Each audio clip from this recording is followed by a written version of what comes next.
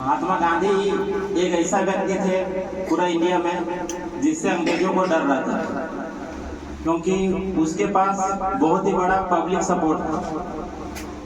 एक बार महात्मा गांधी को बुलाया गया था इंग्लैंड तो सबको पता होगा, जो हमारा देश को गुलाम बना करके रखा था। तो चूंकि वह इंडिया का बहुत बड़ा इन्फ्लुएंसर व्यक्ति थे, यदि वो जो डिसीजन ले लेते थे उसके पीछे लाखों करोड़ों आदमी मरने के लिए भी तैयार हो जाते थे। तो अंग्रेजों को हमेशा डर रहता था कि गांधी जब चाहे अगर कहीं वो अपने पे आ जाए तो इंडिया को आजाद करा देंगे। इसी कारण से गांधी जी को बुलाया गया था। इंग्लैंड का जो संसद है वहाँ पे जब वहाँ पे गए तो बहुत लोग गांधी जी का जब चेहरा को देखे थे, क्योंकि वही धोती कुर्ता और पतला सा शरीर लेकर के गए थे, तो बहुत को हंसने भी लगे थे उसमें। और वहाँ पे जब फिर से गए, जिसको बोला जाता है गोलमेज सम्मेलन हो रहा था, और वहाँ पे डिसीजन केवल गांधी जी को वैसे ही बुला लिया गया था। उसको इंसल्ट करना चाहते थे और वह जो चाहते थे उसका विपरीत काम करना चाह रहे थे इंग्लैंड वासी। उन लोगों ने संसद में डिसीजन लिया कि इंडिया में चुनाव तो होगा, भारत आजाद तो होगा, लेकिन वहाँ पे आरक्षण दे दिया जाएगा। इसलिए आरक्षण का बात किया जा रहा था ताकि हिंदू, मुस्लिम, सिख, ईसाई जितना सब लोग है सब आपस में लड़ते रहे।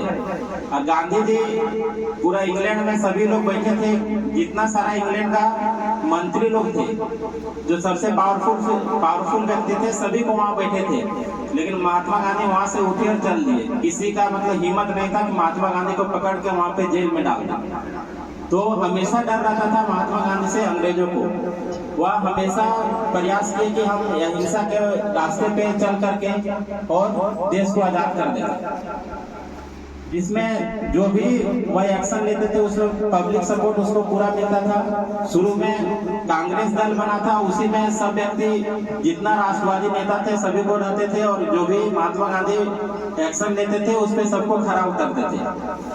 लेकिन बाद में जब महात्मा गांधी असहयोग आंदोलन स्टार्ट किए थे, उसके बाद वह असहयोग जितना सारा आंदोलन स्टार्ट करते थे सब में वह अहिंसा पे बल देते थे, उनकी कोई लड़ाई झगड़ा नहीं करेगा।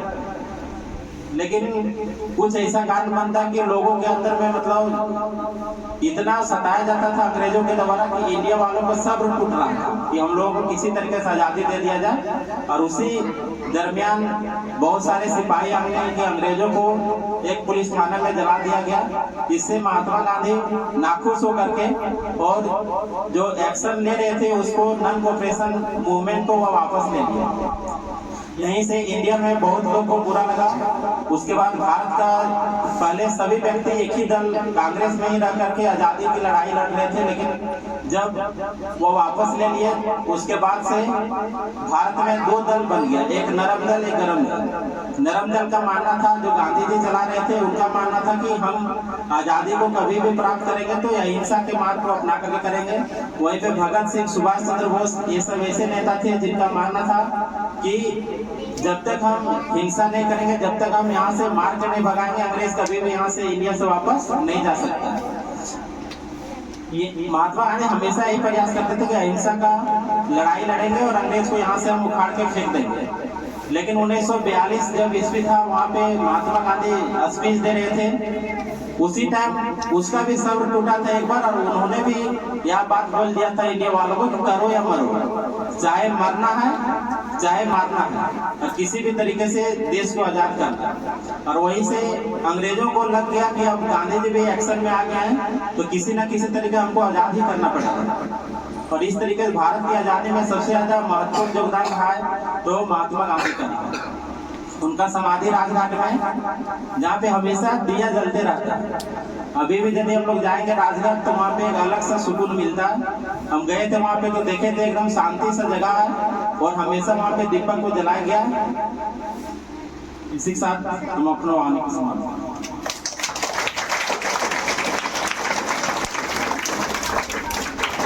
और सुंदर